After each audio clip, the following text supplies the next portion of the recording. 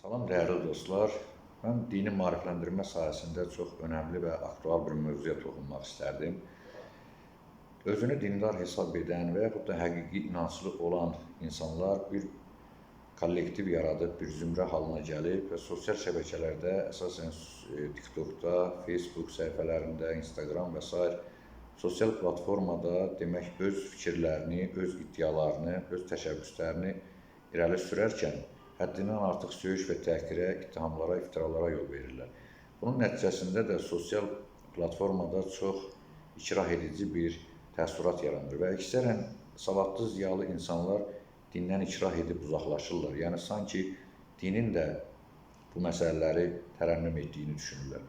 Ona görə mən hesab edirəm ki, bu məsələ haqqında geniş maarifləndirməyə ehtiyac var və bizim ilahiyyatçılarımız, din xadimlərimiz, bu işdə məsul olan şəxslər geniş maarifləndirmə iş aparmalıdır. Çünki hər bir şeyin bir əlifbası, bir ibtidası var. Dinin də əlifbası əxlaqdır, əxlaq normalarıdır. Yəni, əxlaqı olmayan bir insan hansı dini dəyəri təbliğ edə bilər? Bəzən bizim din xadimlərimiz və ilahiyyatçılarımızın bəziləri çox uzaq məsələlərə toxunurlar. Yəni, hansı ki, hələ bizim cəmiyyətimiz üçün o mövzular, necə deyərlər, uyğun deyil və yaxud da ki, heç ona ehtiyac da yoxdur. Əksinə, bəzən də bu kimi məsələlər daha da ixtilaf yaradır və ziddiyyət yaranır. Heç bir, deyək ki, bir maraqlı və necə deyərlər, dəyər kəsb etmir cəmiyyət üçün. Ona görə də birinci bu əxlaq məsələsindən başlamaq lazımdır, ədəb-ərkan məsələsindən başlamaq lazımdır.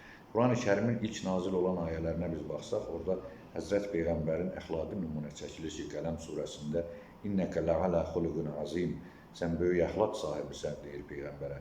Yəni, əgər İslam dini Quran-ı Kərimdə ilk ayələrdə əxlaqı tövsiyə edirsə, əxlaqlı olmağı buyurursa, bugün din xadimləri və din adamları necə ola bilər ki, birdən 10-cu mərtəbədən başlasın, birdən keçib kəlamdan, əqidədən, fəlsəfədən, təfsirdən, fiqhdən danışsınlar.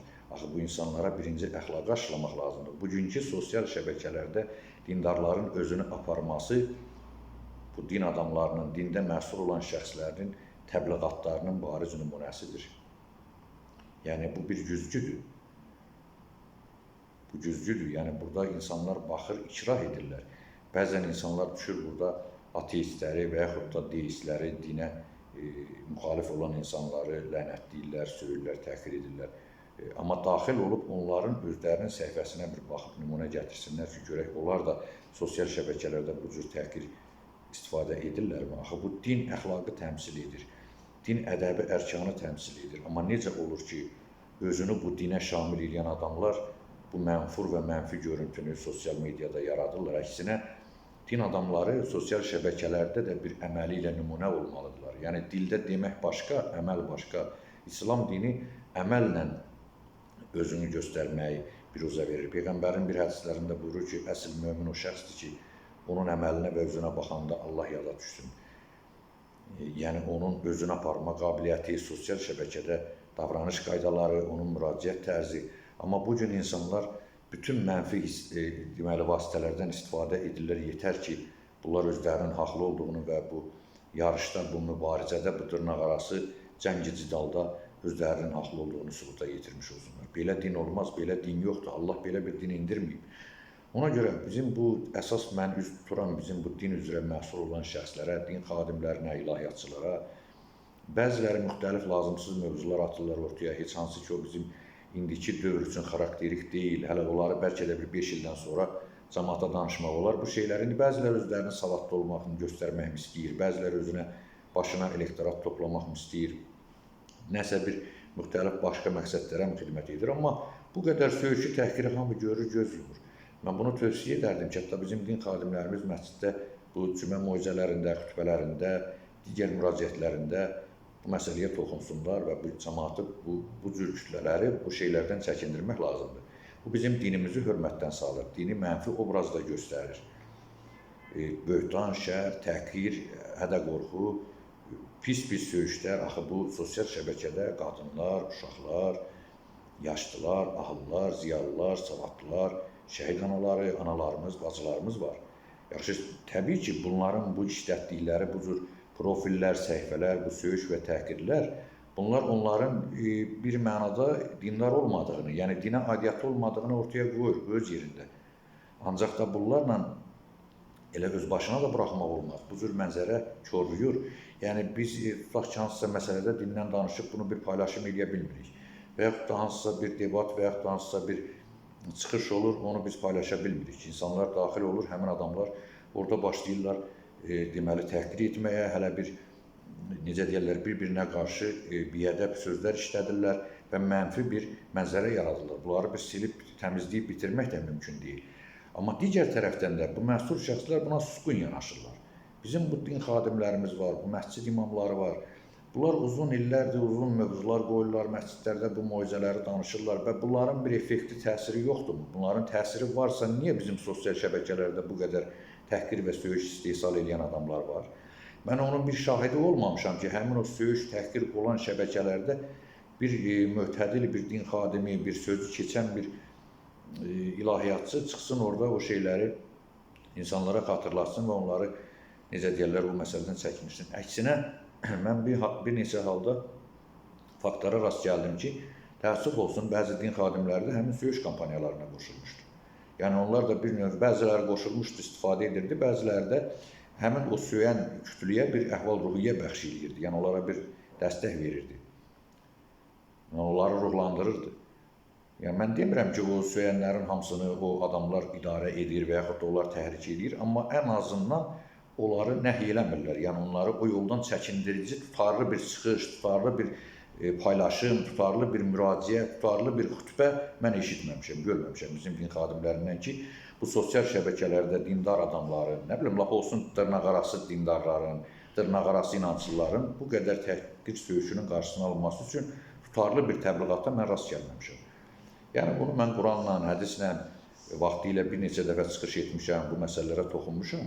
Ancaq görürəm ki, artıq son dövrlərdə bu təhqir söyüş kampaniyaları sosial şəbəkədə çox belə mənfi bir hal yaradır və bizim cəmiyyətimizdə insanlarda dinə qarşı ikrah yaradır. Yəni, sanki bu adamların özlərini dindar hesab etməsinə görə bu söyüş və təhqirlərin elə dində olduğunu zənn edən adamlar var ki, sizin elə etiqad etdiyiniz dininiz bax budur, elə siz sağlam adam olsanız, siz bu cür bu pozğunçuluğa, bu cür əxlaqsızlığa, bu cür tərbiyəsizliyə yol verməzsiniz.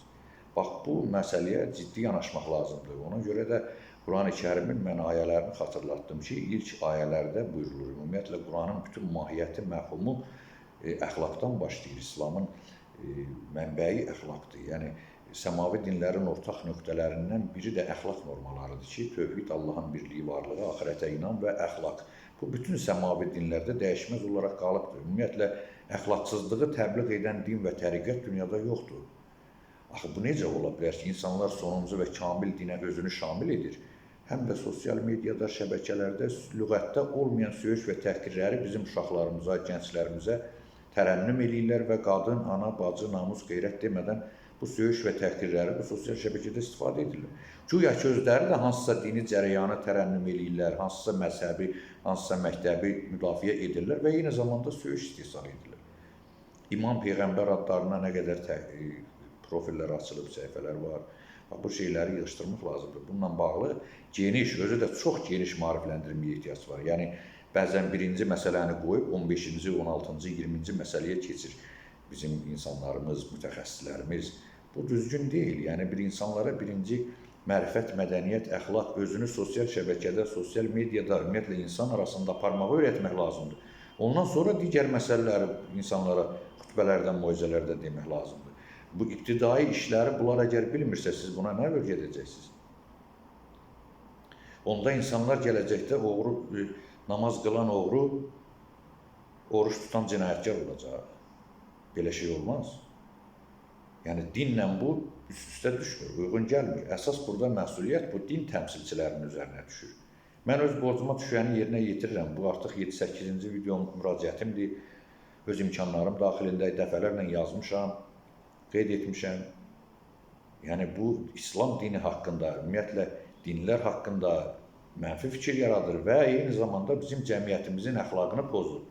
Dindarlar və din təmsilçiləri, özünü mömin dindar adlandıran adamlar əslində əxlaqı tərənnüm eləməlidir. Əksinə, onlardan insanlar əxlaq, mərifət öyrənməlidir. Amma bugün bizim uşaqlarımız, gənclərimiz bu özünü dindar hesab edən adamlardan söyüş öyrənirlər, təhqir öyrənirlər, adam şərləmək, böhtanlamaq öyrənirlər. Yəni bu məsələlərə bir ciddi yanaşılmalıdır. Bununla bağlı ciddi bir tədbir görülməlidir. Bu qədər.